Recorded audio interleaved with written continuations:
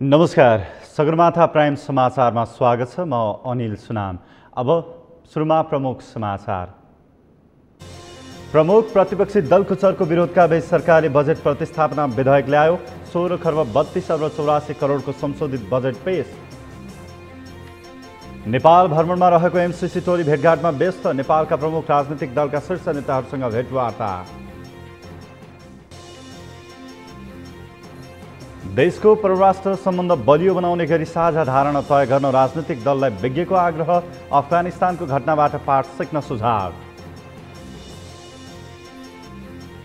महिला अधिकारका विषयमा समाचार सङ्कलन गरेको अभियोगमा तालिबानद्वारा 2 पत्रकारमाथि कुटपिट। घटनाको सर्वत्र आलोचना। र नेपालले दोस्रो एकदिवसीय अन्तर्राष्ट्रिय क्रिकेटमा पपुवा न्युगिनीसँग खेल्दै टस जितेर नेपाल ब्याटिङमा पिएनजी फिल्डिङ गर्दै।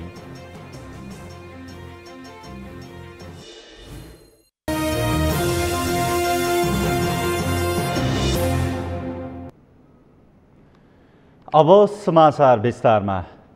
प्रमुख प्रतिपक्षी दल नेकपा एमालेको अवरोधका बीच राष्ट्रिय सभाको बैठकमा राजनैतिक दल सम्बन्धी दोस्रो संशोधन अध्यादेश 2078 पेश गरिएको छ। आज बैठक सुरु हुनसाथ एमालेका सांसदहरूले उठेर बैठक अवरुद्ध पारेका थिए। तर एमाले सांसदहरूको अवरोधका बीच गृहमन्त्री बालकृष्ण खाँडले सो अध्यादेश पेश गर्नुभएको हो। त्यसैगरी बैठकले संविधान सभा सदस्य जुठबहादुर खड्गी, जेबी टुहुरे र अर्का संविधान सभाका सदस्य महेन्द्र शेरचनको निधनप्रति गहिरो शोक व्यक्त गर्दै शोक प्रस्ताव समेत पारित गरेको छ। जनावधी गायक टुहुरे नेकपा माओवादी केन्द्रबाट संविधान सभा सदस्य हुनुहुन्थ्यो भने सञ्चार उद्यमी शेरचन एमालेबाट संविधान सभा सदस्य हुनुभएको थियो। सो प्रस्ताव पारित गर्नुअघि एमालेका सांसद देवेन्द्र दाहालले प्रतिनिधि सभामा सभामुख अग्निप्रसाद सापकोटा, सरकार र निर्वाचन आयोगले आफ्नो पार्टीले निष्कासन गरेका माधव नेपाल सहितका 14 जना सांसदहरूलाई संरक्षण गरेर पार्टी फुटाउने काम गरेको भन्दै बैठक चल्न नदिने जानकारी गराउनु भएको थियो।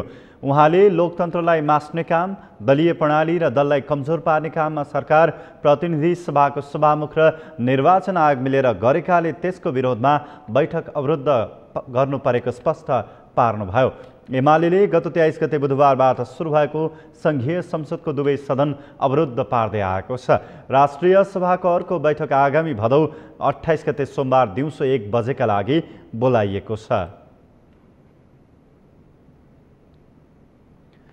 नेकपा एमालेका नेताहरूले पार्टी फुटाएर जानेको राजनैतिक भविष्य नभएको बताएका छन्। म्याग्दीको बेनीमा आज आयोजित कार्यक्रममा एमाले सचिव पृथ्वी सुब्बा गुरुङले नयाँ भविष्य खोज्नेको भविष्य नै सङ्कटमा परेको बताए। म्याग्दीबाट सन्तोष गौतमको रिपोर्ट। नेकपा एमालेका नेताहरूले पार्टी फुटाएर जानेको राजनीतिक भविष्य नभएको बताएका छन्। नेकपा एमाले म्याग्दीले शुक्रबार बेनीमा आयोजना गरेको अगुवा कार्यकर्ता भेलालाई सम्बोधन गर्दै नेताले आत्मकेन्द्रित भएर पदका लागि विचार र सिद्धान्त त्यागेर राजनीति गर्दा यस्तो समस्या आएको बताएका छन्।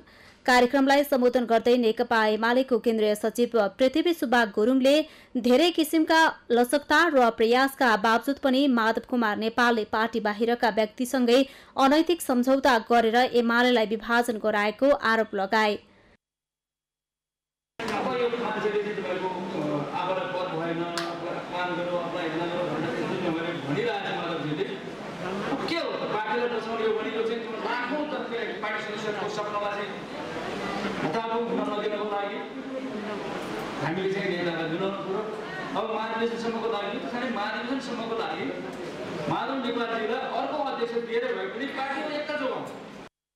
एमाले स्थायी कमिटी किरण गुरुङले नेता नेपाल विसर्जनवादी भएको आरोप लगाए।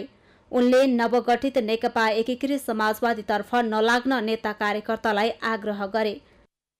विश्व कम्युनिस्ट आन्दोलनका संसार हाँक्ने, संसार हल्लाउने, थर्काउने त्यस बेलाका चाहिँ कम्युनिस्ट नेताहरू पनि अन्तिममा गएर वैचारिक हिसाबले चाहिँ स्खलन भएर पतन भएका थिए। त्यही बाटोमा चाहिँ उहाँहरू चाहिँ पुग्नुहुन्छ। त्यसले गर्दाखेरि अब सङ्गठन चाहिँ हामीले बरु हामी छलफल गर्नु पर्यो। हाम्रो सङ्गठनको सिद्धान्त के हुन्? पछिल्लो देशको राजनीतिक घटनाक्रम, केन्द्रीय कमिटी बैठकले गरेका निर्णय, आगामी महाधिवेशनका विषयमा कार्यकर्तालाई प्रशिक्षण र जनस्तरसम्म पार्टीको धारणा लैजान भेला आयोजना गरेको एमाले म्याग्दीका सचिव बालकृष्ण सुवेदीले बताए। 4 दिने नेपाल भ्रमणमा बिहिबार काठमाडौँ आएकी अमेरिकी मिलेनियम च्यालेन्ज कर्पोरेसन MCC को कम्प्याक्ट अपरेसन्सकी उपाध्यक्ष फातिमा सुमार उच्चस्तरीय राजनीतिक भेटवार्तामा सक्रिय छिन्। बिहिबारे उनले नेकपा एमालेका अध्यक्ष केपी शर्मा ओली, नेकपा एकीकृत समाजवादीका अध्यक्ष माधव कुमार नेपाल र जनता समाजवादी पार्टीका अध्यक्ष बाबुराम भट्टराई लगायतलाई भेटिन्। पुष्कर खतिवडाको रिपोर्ट। नेपाल आएकी अमेरिकी सहयोग नियोग मिलेनियम च्यालेन्ज कर्पोरेसन MCC की उपाध्यक्ष फातिमा सुमार नेपालको 4 दिने भ्रमणका क्रममा छिन्।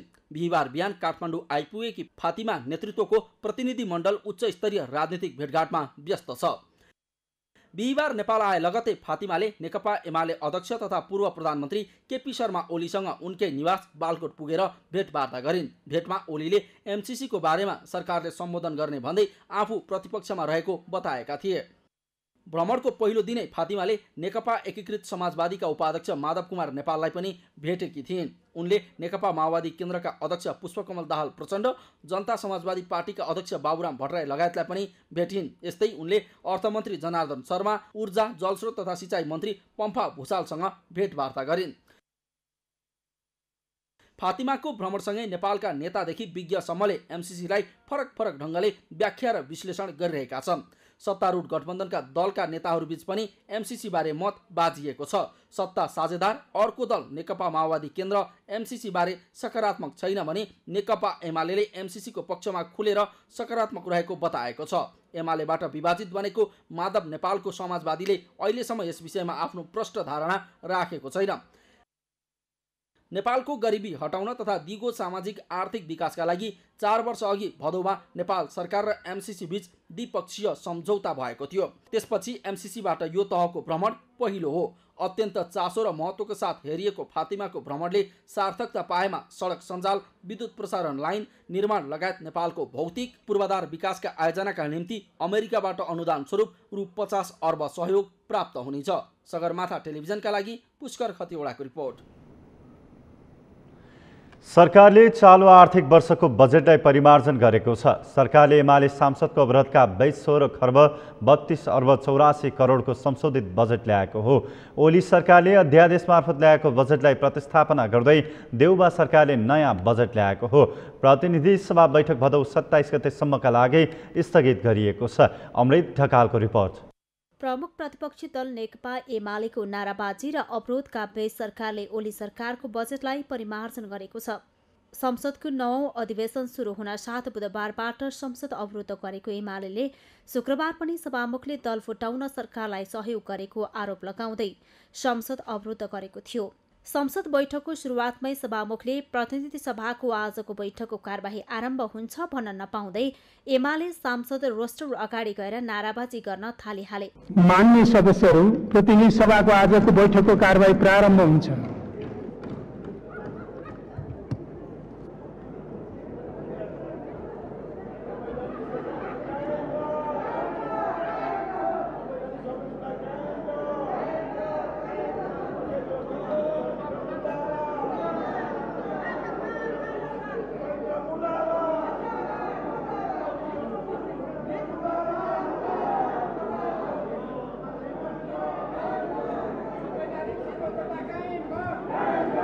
संसद सहज रूपमा सञ्चालन गर्न सहयोग माग्दै आएका सभामुख सापकोटाले सांसदको वाक्क स्वतन्त्रताको सम्मान गर्न समेत एमाले सांसदलाई आग्रह गरेका थिए। एमालेको चर्को नाराबाजी र अवरोधका कारण सभामुखले पहिलो बैठक 15 मिनटका लागि स्थगित गरे। तर दोस्रो बैठकमा सभामुखले एमालेलाई पेलेरै संसद सञ्चालन गरे। यतिसम्म कि अवरोध छिचोल्दै दौडेरै रोस्टर पुगे अर्थमन्त्री।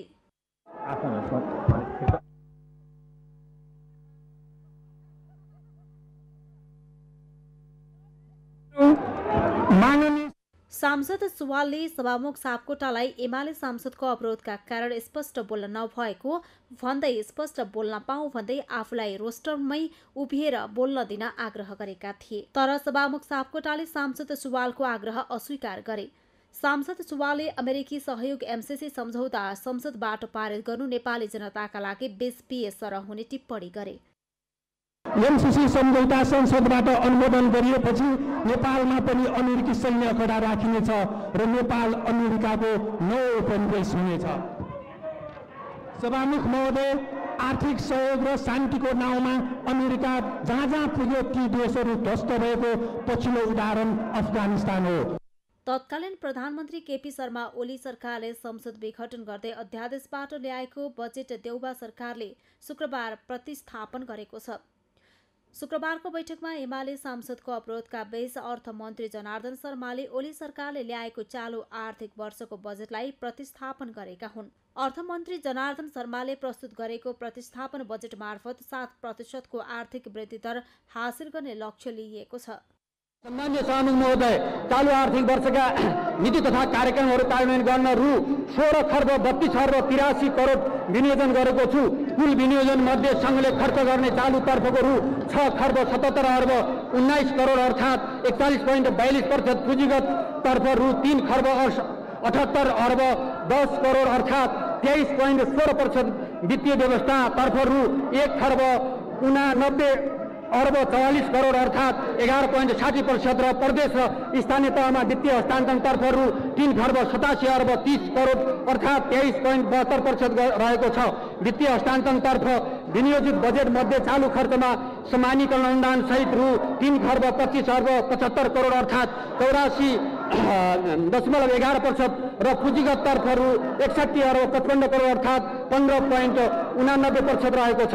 चालु आर्थिक वर्षका लागि अनुमान गरिएको खर्च बेहोर्ने स्रोत मध्ये राजस्वबाट रु 10 खर्ब 50 अर्ब 82 करोड र वैदेशिक अनुदानबाट रु 59 अर्ब 92 करोड बेहोर्ने छ र चालु पुँजीगत र वित्तीय हस्तान्तरणतर्फ विनियोजित खर्चमा राजस्व र वैदेशिक अनुदानबाट बेहोर्दा रु 5 खर्ब 22 अर्ब 9 करोड न्यून हुने देखिन्छ र वित्तीय व्यवस्थातर्फको विनियोजित रकम समेत समावेश गर्दा कुल विनियोजनमा न्यून हुने रकम मध्ये वैदेशिक ऋणबाट रु 2 खर्ब 83 अर्ब 9 करोड र आन्तरिक ऋणबाट रु 2 खर्ब 39 अर्ब बेहोरिनेछ।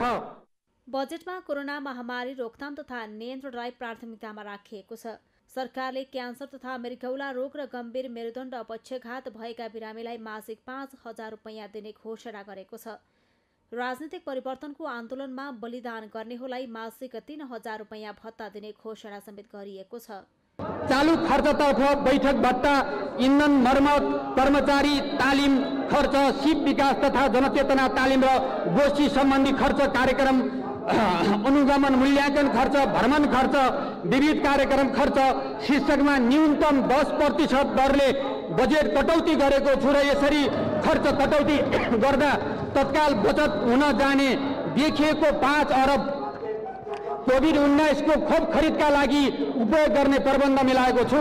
राजनैतिक परिवर्तनको आन्दोलनमा बलिदान गर्ने परिवारको लागि जीवनवृत्ति बापत मासिक रु 3,000 प्रदान गर्ने व्यवस्था गरेको छु। कोभिड-19 को प्रभावबाट रोजगारी र आय आर्जन गुमाएका अनौपचारिक एवं असङ्गठित क्षेत्रमा रहेका करिब विपन्न गरीब 5 लाख परिवारलाई राहत स्वरूप एक पटकका लागि प्रति घर परिवार रु 10,000 का दरले निश्चित मापदण्डका आधारमा नगद अनुदान प्रदान गर्ने प्रबन्ध गरेको छु।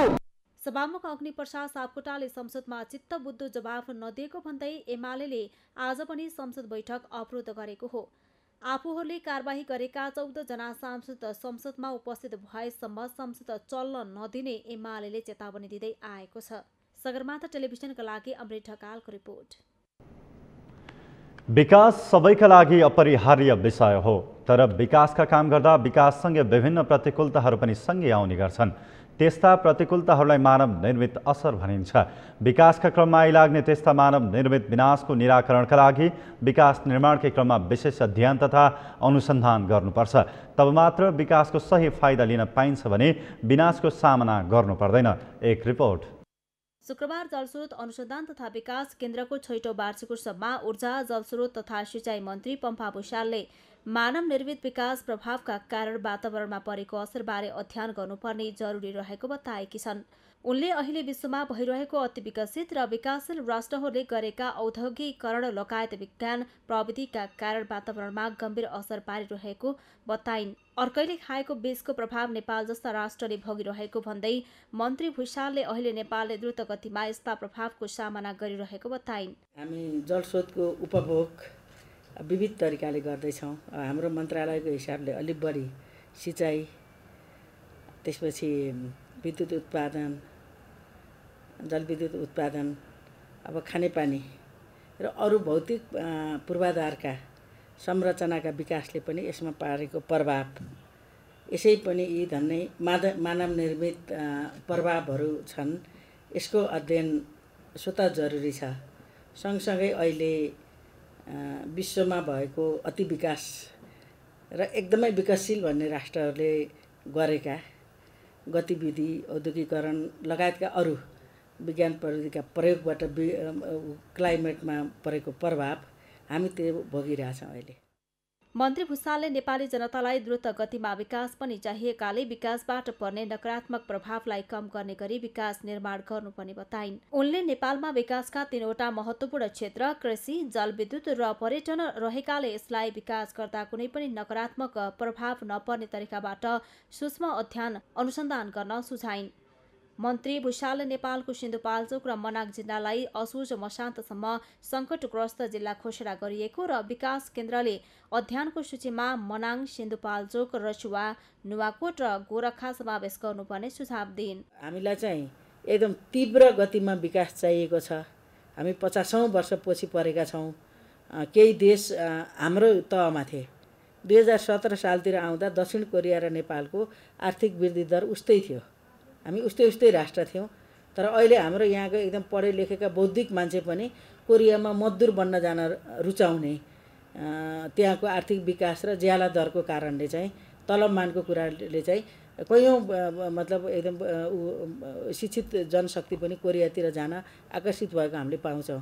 आज कोरिया त्यहाँ पुग्ने अनि हामी चाहिँ लेबर सप्लाई गर्ने राष्ट्र जस्तो हुने, ऊ चाहिँ आयात गर्ने जस्तो जुन ढङ्गको असमान हुन्छ। हामीले पनि छोटो समयमा विकासको गतिलाई चाहिँ तीव्रता दिने कुरामा हामी अघि बढ्नै छ। कार्यक्रममा जलस्रोत अनुसन्धान तथा विकास केन्द्रका कार्यकारी निर्देशक डाक्टर महेश्वर श्रेष्ठले जल स्रोतको विविध पक्षमा अनुसन्धान गर्नुपर्ने बताए। उनले दिगो विकास र क्षमताको विस्तारका लागि सम्बन्धित सरकारवाला निकायहरूसँग छलफल गरी काम अघि बढाउनु पर्ने बताए। जलस्रोतको विविध पक्षमा अनुसन्धान, नवीन प्रविधिको विकास र विस्तार, मोल्डिङ क्षमताको अभिवृद्धिका लागि सरकारवाला सबै निकायहरूसँग समन्वय गरी अनुसन्धानमूलक कार्यहरू गर्ने, अध्ययन संस्थानहरूसँग सहकार्य गर्ने, तालिम सञ्चालन गर्ने र केन्द्र मार्फत रहेको हाइड्रोलिक ल्याबलाई केन्द्रीय जलस्रोत प्रयोगशालाको रूपमा विकास र सञ्चालन गर्नेतर्फ केन्द्र उन्मुख रहेको छ। र यो रिसर्चको लागि मात्र नभइकन इम्प्लिमेन्टेसन एन्ड पोलिसी लेभलमा समेत उपयोग हुने किसिमले हामी भावी कार्यदिशा अपनाउने नै छौँ। साथै तालिमको हकमा पनि अघि सचिवले भन्नुभएको जस्तै टेक्निकल क्यापेसिटी इन्हान्समेन्ट मात्र नभई सोसियल तथा यो इन्स्टिट्युसनल मेमोरीलाई पनि यो चाहिँ रिट्रिभ गर्ने तालिमहरूको चाहिँ प्रदान गर्ने कोसिस गर्दैछौँ। निर्देशक श्रेष्ठले केन्द्रको उद्देश्य प्राप्तिका लागि हालको साङ्गठनिक संरचनालाई पुनः संरचना गर्नुपर्ने बताए। कार्यक्रममा अन्य वक्ताहरूले मनाङ जिल्ला क्लाइमेट चेन्जको डिजास्टर सेन्टरमा रहेको भन्दै सूक्ष्म अनुसन्धान गर्नुपर्ने धारणा राखेका थिए। क्रियाशील सदस्यता विवादकै बीच कांग्रेस सभापति शेरबहादुर देउवाको गृह जिल्ला डडेलधुरामा वडा अधिवेशन सुरु भएको छ। सुरक्षाकर्मीको परिचालन सहित अधिवेशन सञ्चालन गरिएको हो। डडेलधुराबाट हर्कचन्दको रिपोर्ट।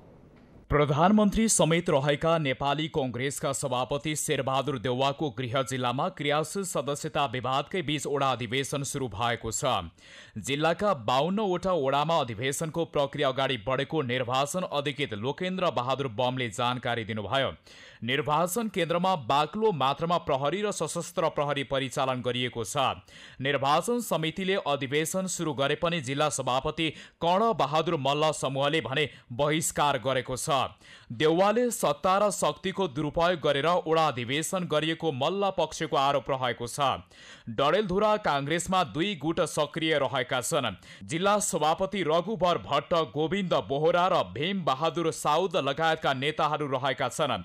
जिल्ला कार्य समितिले क्रियाशीलका लागि 5804 जनाको नामावली पठाएकोमा छानबिन समितिले 444 जनाको नाम हटाइदिएको छ।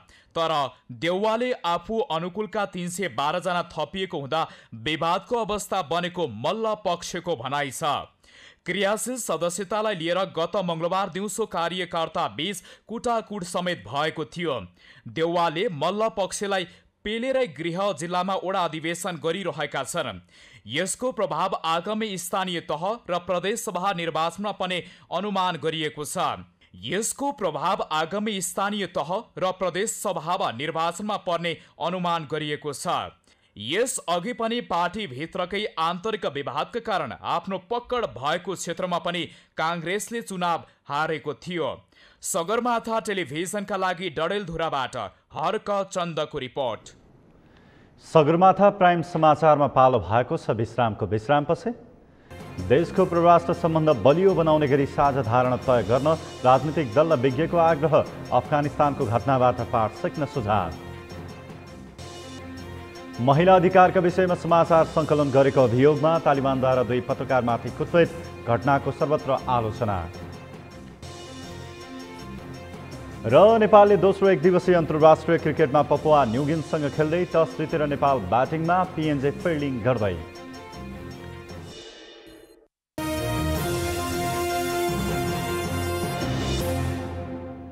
विश्रामपछि सगरमाथा प्राइम समाचारमा स्वागत छ। अब बाँकी समाचार।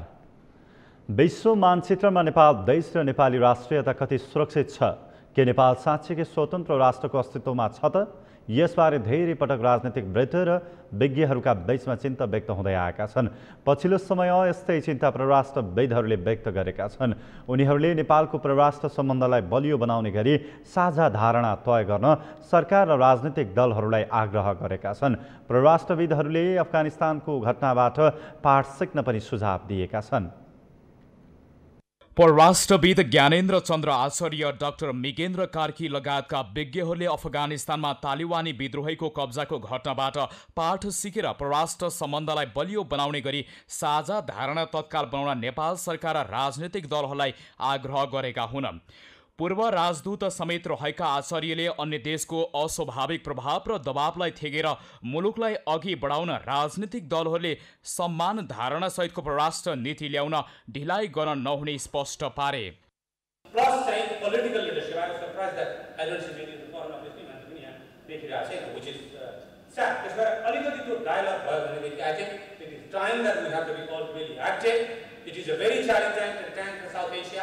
र यो अहिलेको Afghanistan crisis, but we have to be very prudent, we have to engage with all, and then I think we have to reinforce our internal conversation, security structure, dialogue mechanism बढ़ायो भनेदेखि I think that Nepal will take its prudent policy forward in the difficult times. Tribhuvan विश्वविद्यालय नेपाल तथा एसियाली केन्द्र सियान्सका कार्यकारी निर्देशक doctor Migendra कार्कीले मुलुकको राष्ट्रिय सुरक्षाप्रति चिन्ता व्यक्त गर्दै त्यसलाई बलियो बनाएर लैजानु पर्नेमा जोड दिए। उनले नेपालको राष्ट्रिय सुरक्षामा आँच आउने खालका गतिविधि यस अघि पनि हुने गरेको उल्लेख गर्दै त्यसो हुन नदिने गरी राष्ट्रिय सुरक्षा संयन्त्रलाई परिचालन गरिनुपर्ने पनि बताए। कार्यकारी निर्देशक कार्कीले अफगानिस्तानको घटनाले नेपाललाई पनि आफ्नो राष्ट्रिय सुरक्षामा ध्यान दिन सचेत गराएको पनि स्पष्ट पारे।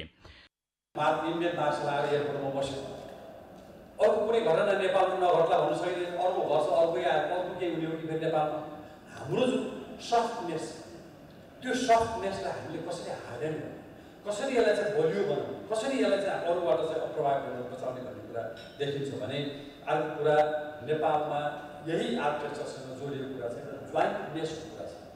हामीले कति इन्टिग्रेटेड अप्रोचमा जान्छौँ, कुन जति सिक्युरिटी फोर्सेसहरू होला अथवा ल इन्फोर्समेन्टमा संलग्न हुने चाहिँ भन्सार इमिग्रेसन लगायतको अरू इकाइहरू होला। अब कार्यकारी निर्देशक कार्कीले अमेरिकाले अफगानिस्तानमा लिएको रणनीति फेल खाएको निष्कर्ष समेत निकालेका थिए। परराष्ट्र मामिला अध्ययन प्रतिष्ठानले शुक्रबार काठमाडौँमा आयोजना गरेको कार्यक्रममा विज्ञहरूले भारतसँगको खुल्ला सिमाना पनि नेपालको राष्ट्रिय सुरक्षाको लागि चुनौतीको विषय भइरहेको औँल्याएका छन्।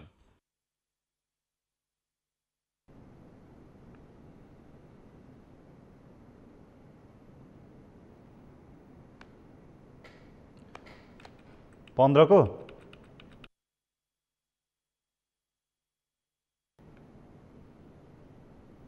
अटोमोबाइल्स एसोसिएसन अफ नेपाल नाडाले ट्राफिक सचेतना अभियान सञ्चालन गरेको छ। महानगरीय ट्राफिक प्रहरी महाशाखाको सहकार्यमा नाडाले आज काठमाडौँमा ट्राफिक सचेतना अभियान सञ्चालन गरेको हो।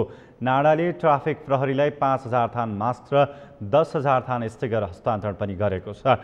ट्राफिक प्रहरीसँगै मिलेर त्रिपुरेश्वरमा यातायातका साधनहरूमा ट्राफिक सन्देश बोकेका स्टिकरहरू टाँस्ने लगायतको जनचेतनामूलक काममा सहभागी भएको नाडाका अध्यक्ष कृष्ण प्रसाद दुलालले बताउनुभयो। ट्राफिक प्रहरीको सहकार्यमा ट्राफिक जनचेतनाका कार्यक्रमहरूको लागि हामीले यहाँ काम गरिरहेका छौँ। ट्राफिक जनचेतना कार्यक्रम हो यो र यसमा चाहिँ हामीले ट्राफिकलाई मास्क हस्तान्तरण गर्ने र स्टिकर हस्तान्तरण गर्ने, आफू पनि सँगै लागेर यातायातका साधनहरूमा स्टिकर टाँस्ने र यातायातका साधनहरूलाई चाहिँ दुर्घटना कम गर्नका लागि कसरी साधन चलाउनुपर्छ र कसरी पैदल यात्रीले हिँड्नुपर्छ भन्ने कुराहरूको जनचेतना गर्नका लागि हामी यहाँ उभिएका छौँ। नाडा भन्ने अटो व्यवसायहरूको हो। एकछिन ल्याउन।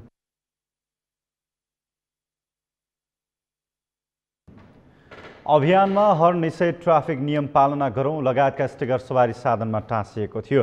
महानगरीय ट्राफिक प्रहरी महाशाखाका एसपी सञ्जीव शर्माले मास्क लगाउनका लागि ट्राफिक प्रहरीले विभिन्न सङ्घ संस्थाको सहकार्यमा निरन्तर अभियान चलाइरहेको बताउनुभयो। महानगरीय ट्राफिक प्रहरी महाशाखाले हर्न नबजाउन र अनिवार्य रूपमा मास्क लगाउन सबैलाई अनुरोध गर्दै आएको छ।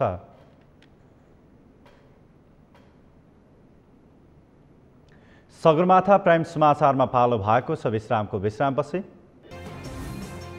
महिला अधिकारका विषयमा समाचार सङ्कलन गरेको अभियोगमा तालिबानद्वारा 2 पत्रकारमाथि कुटपिट घटनाको सर्वत्र आलोचना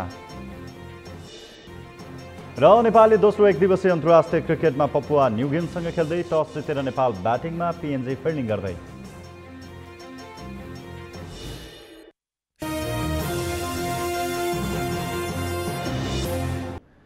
सगरमाथा प्राइम समाचारमा अब पालो अर्थ समाचारको। अर्थ समाचारका प्रायोजक हो आफ्नो विश्वास हो त्रिशक्ति सिमेन्ट। लमजुङको नगदे बाली अलैँची टिप्न थालिएको छ। अलैँची टिप्न सिजन सुरु भएपछि किसानको दैनिकी पनि अहिले व्यस्त भएको छ। यति बेला किसान अलैँची टिप्ने, छोडाउने तथा सुकाउने काममा लागेका छन्।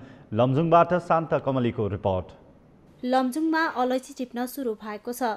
700 मिटरदेखि 1200 मिटर उचाइमा लगाइएको अलैँची पाकेसँगै टिप्न थालिएको हो। अहिले लमजुङका गाउँमा किसान अलैँची टिप्ने, छोडाउने र सुकाउने काममा व्यस्त छन्। अलैँची टिप्ने सिजन भएकोले सहर झरेकाहरू पनि गाउँ फर्किएका छन्। अब हामीले चाहिँ दसैँ लाग्यो, अलैँची टिप्नेको सुरु भइसक्यो। अलैँचीको टिप्नेको व्यस्त छ। हामीले दसैँको चाहिँ केही वास्ता नि भएन। यो अलैँचीले गर्दाखेरि त्यति मात्रै हो। किसानले भदौ पहिलो सातादेखि अलैँची टिप्न थालेका हुन्। बाहुन डाँडा, ताराचोक, सेरा, कुप्लिङ र दुरा डाँडा लगायतका ठाउँमा किसान धमाधम अलैँची टिपिरहेका छन्। यो सिजनमा डम्बरशाही, जिर्मले र साउने जातको अलैँची पाकेको छ। विभिन्न चाहिँ ठाउँमा किसानहरूले उत्पादन गरेको अलैँची लमजुङको सदरमुकाम पेशर नगरपालिकामा सबै कलेक्सन हुन्छ। त्यहाँबाट चाहिँ किसानहरूले ल्याएको अलैँचीलाई 3 तहमा ग्रेडिङ गरिन्छ र ग्रेडिङ गरेको चाहिँ आधारमा हामीले चाहिँ दोस्रो मुलुक इन्डिया लगायत तेस्रो मुलुकमा हामीले चाहिँ निर्यात गरिन्छ र चाहिँ राम्रो चाहिँ जम्बो जेडको अलैँची जर्मन, अस्ट्रेलिया लगायतका चाहिँ अब देशहरूमा यसको निर्यात गरिन्छ भने हामीले चाहिँ सम्पूर्ण किसानहरूलाई यो चाहिँ अलैँची गुणस्तर सुधारको लागि, पहलकदमी गर्नको लागि विभिन्न कार्यक्रमहरू आयोजना गर्दै। जिल्लामा 3 चरणमा अलैँची टिप्ने गरिन्छ। 700 देखि 1200 उचाइमा लगाइएको अलैँची भदौको पहिलो साता टिपिन्छ। 1200 देखि 1600 मिटर उचाइमा गोलशाही जातको अलैँची रोपिन्छ। यसको टिप्ने सिजन असोजको पहिलो साता हुन्छ। त्यस्तै 1600 देखि 2200 मिटर उचाइमा रामशाही र फलाङ्गे जातको अलैँची कार्तिकको पहिलो हप्ताबाट टिप्न सुरु गरिन्छ।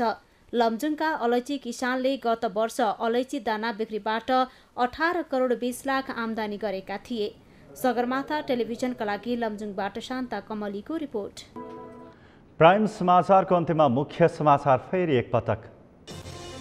प्रमुख प्रतिपक्षी दलको चर्को विरोधका बीच सरकारले बजेट प्रतिस्थापना विधेयक ल्यायो। 16 खर्ब 32 अर्ब 84 करोडको संशोधित बजेट पेश। नेपाल भ्रमणमा रहेको एमसीसी टोली भेटघाटमा व्यस्त। नेपालका प्रमुख राजनीतिक दलका शीर्ष नेताहरूसँग भेटवार्ता।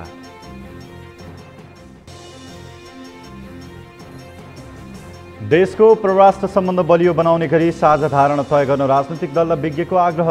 अफगानिस्तानको घटनाबाट पाठ सिक्न सुझाव। महिला अधिकारका विषयमा समाचार सङ्कलन गरेको अभियोगमा तालिबानद्वारा 2 पत्रकारमाथि कुटपिट। घटनाको सर्वत्र आलोचना।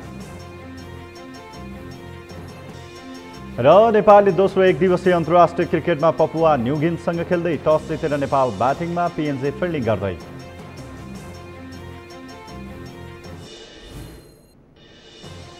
हवस् त सगरमाथा प्राइम समाचार अहिलेलाई सकियो। तपाईँ समाचार बुलेटिनका साथै सगरमाथा टेलिभिजनका सम्पूर्ण कार्यक्रम www.sagarmatha.tv मा पनि पढ्न र हेर्न सक्नुहुनेछ। साथै युट्युबमा youtube.com/sagarmatha.tv नेपालमा हेर्न सक्नुहुनेछ। साथै तपाईँ हामीलाई फेसबुकमा पनि facebook.com/stv नेपालमा फलो गर्न सक्नुहुनेछ। समाचारको शिखर, नेपालको गौरव, नेपालको पहिलो न्युज च्यानल सगरमाथा टेलिभिजन हेर्दै गर्नुहोला। नमस्कार।